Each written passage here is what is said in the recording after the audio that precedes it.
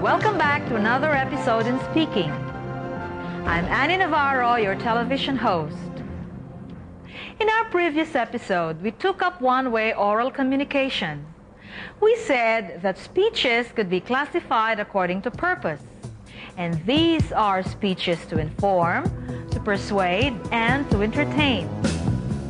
Speeches could be classified according to delivery, and these are manuscript, memorized, impromptu, and extemporaneous.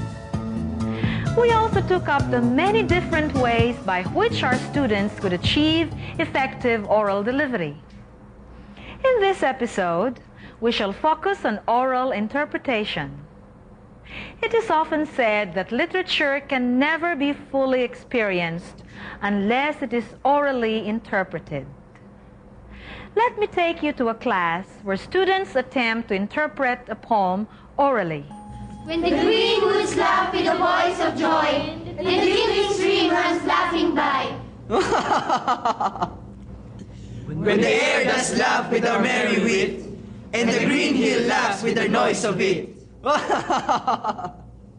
When the meadows laugh with lively green, and the grasshopper laughs in a merry scene. When Mary and Susan and Emily with their sweet round mouth sings. Ha!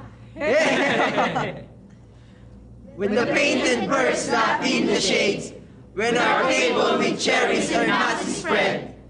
Come live and be merry and join with me to sing the sweet chorus of How did you like that? The group did very well, didn't they? Indeed, the lines of poetry are meant to be read and interpreted aloud. And one of the more effective ways of interpreting literature orally is to use choral speaking, an activity in which many voices speak as one melodious, well-articulated unit.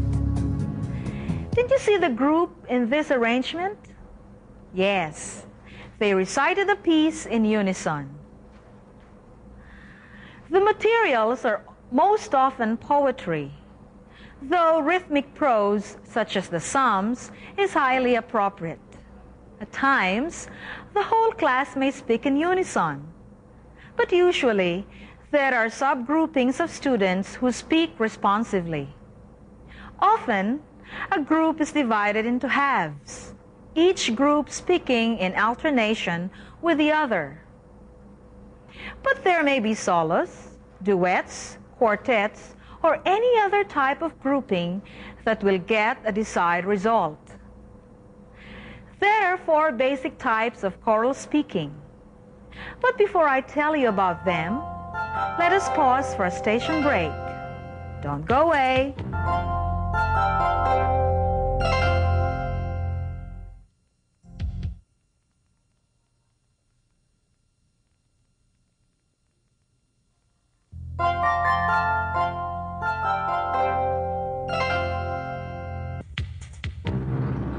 Welcome back. What are the 4 types of choral speaking arrangement? Well, they are the refrain, the line a child, the antiphonal, and unison. Let us discuss these 4 types in the order of difficulty. The refrain is the simplest type of choral arrangement. Take a look at this sample presentation by a class. the wind. I saw you toss the kites on high and blow the birds about the sky. And all around I hear you pass like like lady skirts across the grass. O wind, a-blowing all day long. O wind, that sings so loud a song. I saw the different things you did, and always you, yourself, you hid. I felt you push. I heard you call. I could not see yourself at all. O wind, a-blowing all day long. O wind, that sings so loud a song. That was one type of choral arrangement, the refrain, where the soloist recites certain lines and the rest recite the other parts that constitute the refrain. Another easy-to-type choral speaking is the line a child. Here, a single child or a group of 2 to 4 children speaks a line or a couplet. Then, another individual or group picks it up and continues one after another.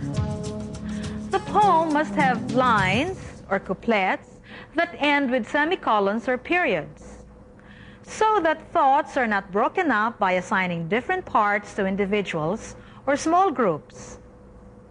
Louise Abbey's weather lends itself to this. Weather is something we all must share. Weather is something we all must bear. Whether it's cloudy, Or whether it is bright. The warmth of noon, or the cool of night, Whether it's misty, or whether it's dry, We simply must take it, you and I. some like seasons that bring a change. Some like a much less varied range. Some like it cool. some like it hot. Some people like what they haven't got. Some folks gripe, And others flout it. But nobody does anything about it. That was the line a child type of choral arrangement. Notice that there was an overall unity in the delivery despite the lines seemingly separated from each other when delivered. This means that the reader must be very careful in his introductory reading to maintain the continuity of the poem as a whole. Otherwise, the child or group saying each line might drop the voice, thereby lose its general meaning. What is the next type of choral arrangement? We call it antiphonal. This type of choral speaking comes in the form of psalms, which are intended for this responsive production. Many churches retain in their services the responsive readings in which the pastor and the congregation take turns in speaking the lines. Evidently, antiphonal speaking involves alternate speaking by 2 groups or more. Let's go back to the classroom and listen to a speech choir interpreting an antiphonal, The Sea, by Natividad Marquez. why does the sea laugh, mother, as it grins beneath the sun? It is thinking of the joys, my child, that it wishes everyone. Why does the sea sob so, mother, as it breaks on the rocky shore? It recalls the sorrows of the world, and it weeps forevermore. Why is the sea so peaceful, mother, as if it were fast asleep?